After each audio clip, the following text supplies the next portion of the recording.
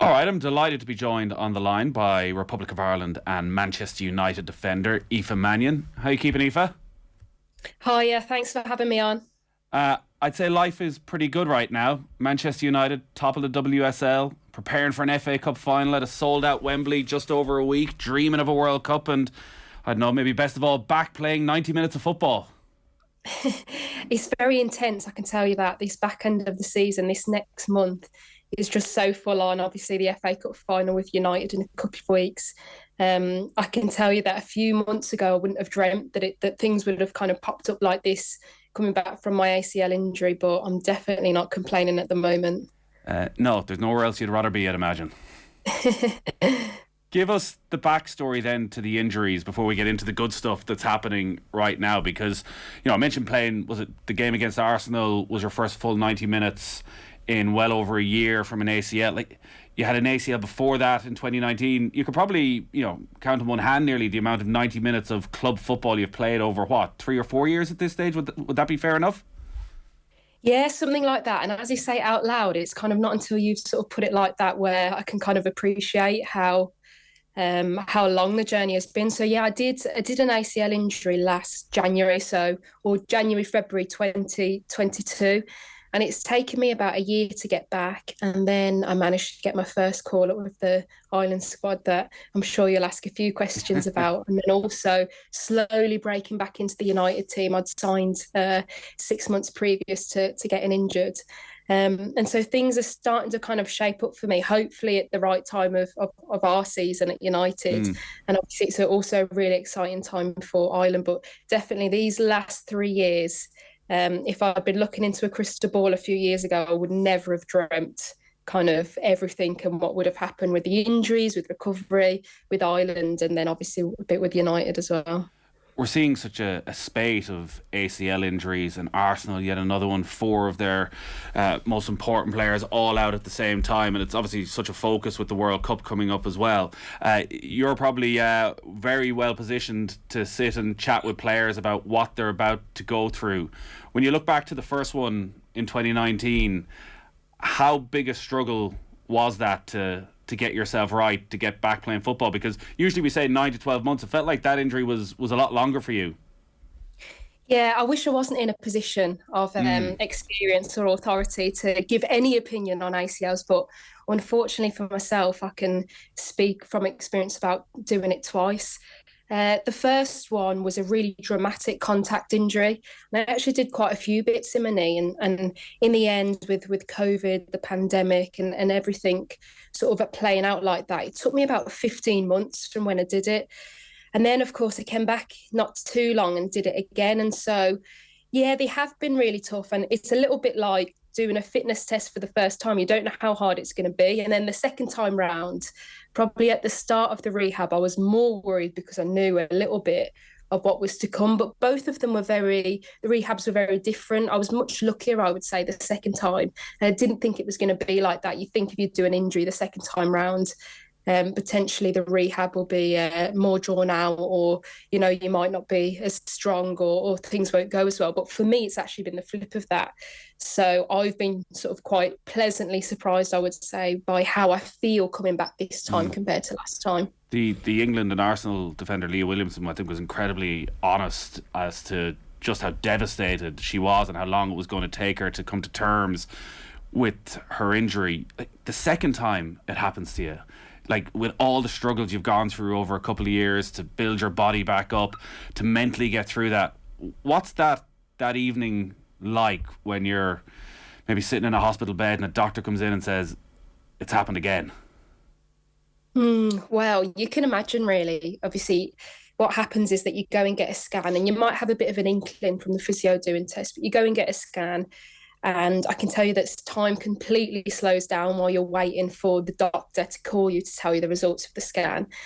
And so when the doctor calls you, I remember the first time round, because I've done a few bits in my knee, it was like a shopping list. But when I heard that acronym, when I heard those three letters, the ACL, everything else was irrelevant. And I was just in shock because I knew exactly what they meant. And so, yeah, you're right. There's a level of devastation. You're gutted. because you know it's such a long and dramatic injury. So yeah, Leah Williamson has obviously done it really recently. She's the face of the Lionesses in England, and in some ways the face of the WSL as well. So that's really, really sad for her. Knowing her personally, I know how resilient she is, but injuries like that will definitely test you. While there's obviously a lot of progress been made in the women's game, it's not the same in terms of the men's game, in terms of the money that you earn every week. And if a player in the Premier League picks up an ACL injury, you know, they're at this stage, they're pretty much set up for life now. Like, you're probably 23 when you get that injury. You're at a stage where probably a lot of your friends are in college or coming to the end of college, and they're thinking of going out into the real world and getting a real job. Is any party at that stage worried and contemplating football as a future, as a full-time footballer? For many people, probably in our league over here, that actually might be a consideration. Now, luckily for me, I was at a good team when I did it, so there was a good level of support. But unfortunately, like you said, there's a big difference between being a professional women's footballer and a professional men's footballer. And that level of support is obviously not the same. Now, some of us are very lucky. At the top end of the top flight of football in England, you can be very lucky. So me at United, Leah Williamson at Arsenal, she'll be looked after, no bother at all.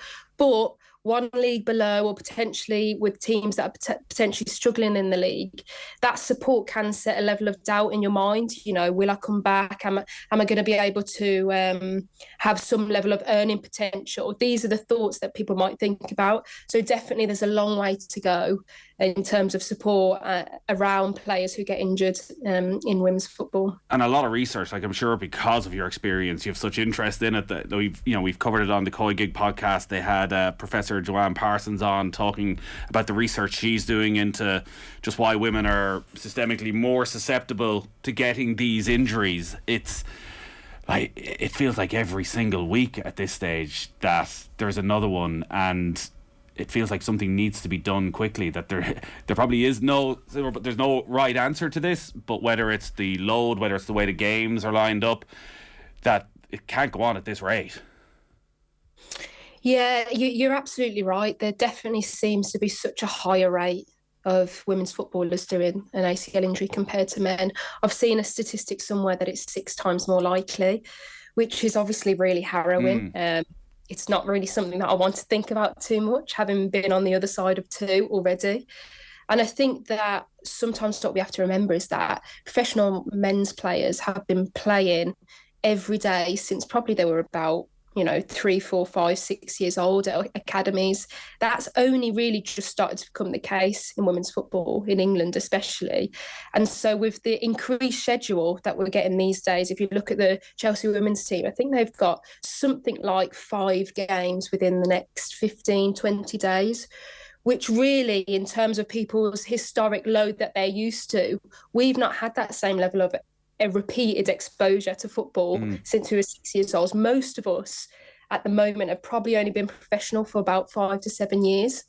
Whereas if you see a male footballer at age 27, you can probably guarantee that they've probably been professional since they were, playing a professional routine maybe since they were 14, 15. So there's a big difference in what our bodies are used to as well.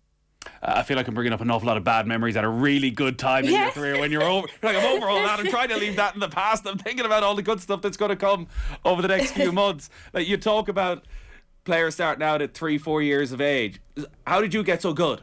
What's the background that made you so good that at a young age you took an interest in football, you stuck with it, all the different obstacles that might come your way? What's the background? Well, I appreciate the topic switch. We'll bring a bit of a lighter note now. I think I was just mad for football. There's pictures of me when I'm 1 or 2 years old with a football bigger than the size of my head. And I just always played it. I played it at school, and then I started playing for a team, and I was just so competitive, and I used to just get so upset when I lost. I was really, really emotional and competitive about winning. For me, that joy of being on the edge of winning or a defeat, that's for me was where life was. I just found it so exciting. And so I sort of continued with that, and 1, 2, skip a few. Here we are today doing the interview. It just never felt like an option not to do it, and I just really, really loved it. And I got lucky enough to be playing at a time where it just started to turn professional. And while you were obviously very talented from a young age, and you represented England at a lot of the underage levels. Like, the Irish connection is incredibly strong. You shared that photo on Twitter recently of you playing at Croke Park in 2007. Yourself and Jack Grealish on the same team. You played a bit of Gaelic as well? Yeah, played loads of Gaelic, and I've said before that I probably prefer the Gaelic to the football. I just couldn't make a career out of Gaelic. So if I wasn't playing football now, I would still be playing Gaelic. I remember a few years ago when I was a sort of just becoming a professional player, I did a bit of Gaelic. I did a bit of a game the day before I had to have a game of football. And I remember being so tired, I thought, I can't really do this again. And also if I'd got injured, but I would absolutely love to be able to still do Gaelic. You've mentioned playing at half time, and I think it was the Leinster final back in 2007, went in 2006 as well. It's a big thing. There's a big Irish community in Birmingham where I grew up, and there's loads of us that were at it. My parents are obviously Irish. They moved over something like 30 odd years ago. And so those Irish roots mean a lot to me. Obviously, my accent betrays me. I was born in England, raised over here. But there is nothing like putting on that shirt and representing Ireland. I can tell you that. And when you were growing up in Birmingham with that strong Irish connection, would you have been in the Irish Centre on a regular basis? Was it something that was very much to the forefront of your life? Yeah, definitely. Obviously, that's kind of closed down now. I think there was an Irish centre in Digbeth, but there's loads of little hubs, loads of little places. So the Gaelic team that I'm attached to, called Sean McDermott's, there's a particular kind of pub that's the hub of everything, called Casey Joe's. So there's loads of little things like that where, still to this day, when I go back to Solihull, back to Birmingham, those are the places that I'll go, that I'll be, seeing everyone that's connected to it, connected to Irish roots as well. You spent a lot of time in Ireland as a kid. I was reading a profile in the Mayo News talking about around Kilmaine, and everybody talking about remembering the little English girl who used to come over every summer. I've done well to leave the Mayo-ness. I'm from Ballyhonus, so I'm a Mayo man, so I've done well to get this far without mentioning it. You're half Mayo, half Galway, but you're very much Mayo. Yeah, I kind of spent the biggest portion of my summers in Mayo. Still did a bit with my grandparents in Galway on my dad's side. But for whatever reason, I think it's that search for Sam as well every year, Mayo for Sam. That kind of journey, going to Croke Park, going to the finals. I've obviously been following them. That kind of has hit hard as well. So for whatever reason, I do feel... Does hit hard, doesn't it? Does hit hard. slightly more connected, and then my uncle played for Mayo, so there's a big piece around that. Pat Kelly, he played for Mayo. He was like my idol growing up. So Pat was in and around, was it the 06 sort of squad, that sort of time? Yeah, with like kind of Mortimer, like the back end of Kieran McDonald, like people like that. And so, yeah, that kind of awe around him and him being a role model. And then obviously at that time, he would have still been living at my nan's house, and that was where I was going in the summer. So, obviously I would be spending a lot of time around him, and sometimes when I could drag him out to the garden, he'd entertain me with like the 1v1 football and playing against each other, and also my other uncle Joseph. So yeah, there's a real connection there. Actually, Pat was actually over in Birmingham at the weekend with his two kids, and I'm so grateful for all those summers playing with him. And I gave him my jersey from the US game that we recently played. And it used to be him giving me his Mayo jersey. So it's nice to sort of go 360 and be able to do it the other way a little bit. So, I really, really am pleased with it all. I'm sure you've got a sense from him then of just how excited probably all the family are in Ireland at the possibility of you going representing at a World Cup. Yeah, I mean, like I probably didn't realise so much when I decided that it was something I really wanted to do, just how much it would mean to everyone, just how much it would mean to my family. And probably that combined with women's football taking off as well. And obviously the Irish team, before I'd started being involved, had started to do so well and qualified for the World Cup. It just seems to be a melting pot of excitement. And so you can imagine that, there's a few games coming up in Tala in June. And you can just imagine how excited my family are at the idea of going there, and potentially my nan's being able to go and stuff like that. So yeah, it's a really, really exciting time, and everyone is just so buzzing, watching it on the television when we were just away in the US. And I just hope, for a good few years anyway, that can continue. I don't know if you saw that Joe Biden was in Mayo last week, and he was in Ballinand. It was about 30,000 people, and he gave it the big Mayo for Sam at the end, and we feel that maybe this is the thing that might inspire them. When you get the goal at the World Cup finals, you get to come back to Mayo, then stand in front of everybody and give it that big Mayo for Sam moment. Yeah. We'll promise you that now. Yeah. No pressure. I just get overwhelmed even thinking about things like that. Goodness, yeah. I don't know what would be better, being involved with a team that won the World Cup, or actually Mayo finally winning the final at Croke. There we go. That is the level of commitment we want.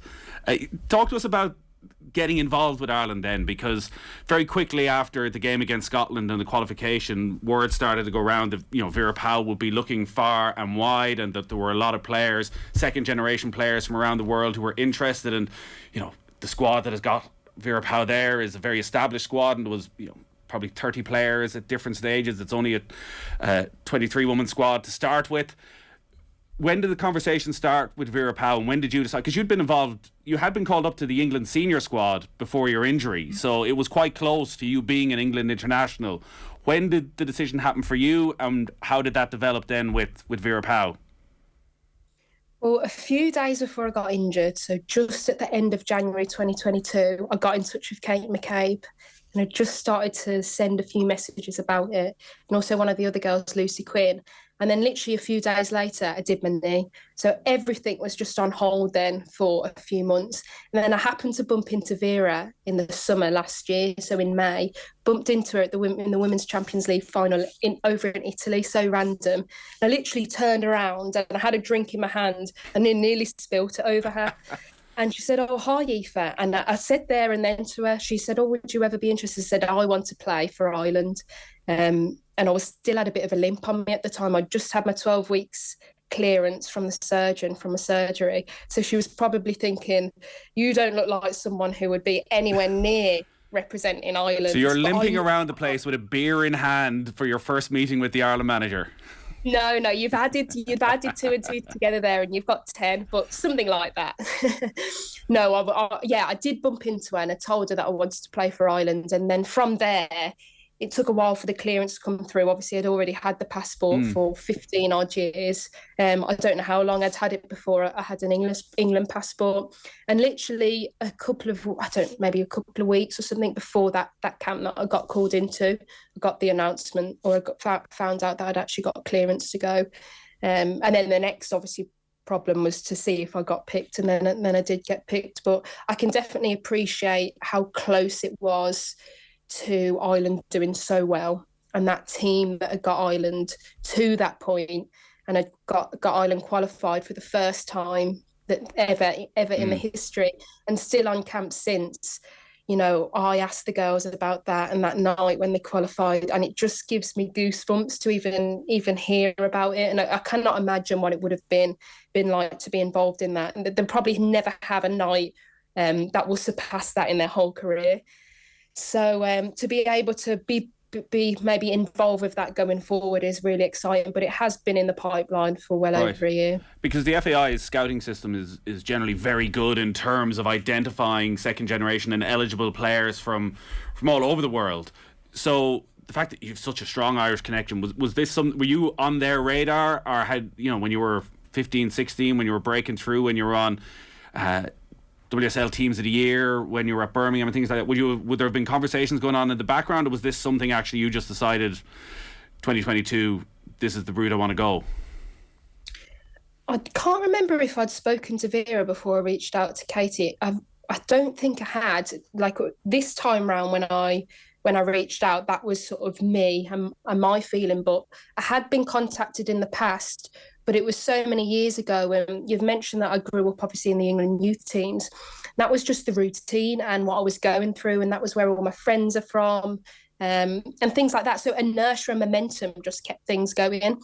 then with the injuries, it gave time for pause and just a moment to sort of really think about how I wanted to spend the next few years, and how I wanted my usefulness, whether there would be any usefulness after coming back from the injury, how I would like to spend that. And I just decided, no matter what happens when I came back, that was who I wanted to declare for. And I didn't want to wait until I came back, because I didn't want anyone to say, oh, I'd waited to see how I sort of came back. And if I was great, then I was just going to, stay put. And then actually it would be the kind of me thinking, oh, well, I'll just, what's the next best thing? I wanted it to be clear that it was a vision I had. And as soon as I came back, no matter whether I was good, bad or indifferent, it was going to be Ireland that I wanted to represent. And Vera Pauw brought you in at the first available opportunity. You make your debut against China in February. When you're coming into the camp, then you're naturally going to be nervous anyways coming into a new camp. But that idea that they have qualified with this squad, and Vera Pauw is well within her rights to go and look at whoever she wants to, because her job is to make Ireland as strong as possible. Was that in your mind when you came into the camp of, I'm here, I'm deadly serious about being here, you've done the job to get us, but, I want to play? Yeah, definitely. There was so many things I was thinking about, not least because even though I knew some girls, I didn't know loads. So there was that sort of anticipation around meeting new people. And then also that appreciation for how well the team had done, and how sort of gelled and together the team already are. That it's not a team that's crying out for new faces. And so I definitely felt a sense of pressure and responsibility to really make good on the opportunity to be able to be involved. And to be honest, I felt the most pressure actually when I found out that I was going to start for the China game, because that was when I thought, I've come into a camp, I'm a fresh face, and I've been given the opportunity to put the shirt on and to line out. I need to give it absolutely everything, so that people who are looking on from the side say, oh, she's someone that's serious, and she's someone that no matter what we might think about her, she's going to give everything on the pitch. And that will, for as long as I'm useful to the Ireland national team, that is going to be my sort of agenda. And I just hope that can be appreciated and that can be wanted. Vera Pauw has been very open on how difficult a decision it is going to be when she has to make that final call on the 23, and already I think having sleepless nights about making those phone calls to the players that don't make it. How much of you is allowing yourself to think about what might happen? So you mentioned, all the family being able to go to Tala for those final friendlies, but even getting into the mindset of July, potentially flying to Brisbane, the first match against Australia, the biggest game in the history of the Women's World Cup. Are you allowing yourself to think about that? No, I'm definitely not allowing myself to think that far. To be honest, at the moment, I'm not even thinking 1 week ahead. Everything is so intense. I've described it as wearing like my Ireland hat on when I'm going away with Ireland, and then I sort of put back on the club hat and the United hat when I'm back here in Manchester. The next step really is obviously Tala in June, and it really is, what's the next thing? Hoping that I'm involved, but appreciating how difficult, and not like there's no part of me that would want to have to make the decisions that our manager Vera has to make. She's been incredibly honest and forthcoming with how difficult those decisions are going to be. She's described it as kind of making and breaking dreams, and so that far down the line is not something at this point I'm really allowing myself to think about. It's just day by day and step by step. And it's easy for you to stay focused week on week, game on game, because all of the games over the next few weeks are going to be so important.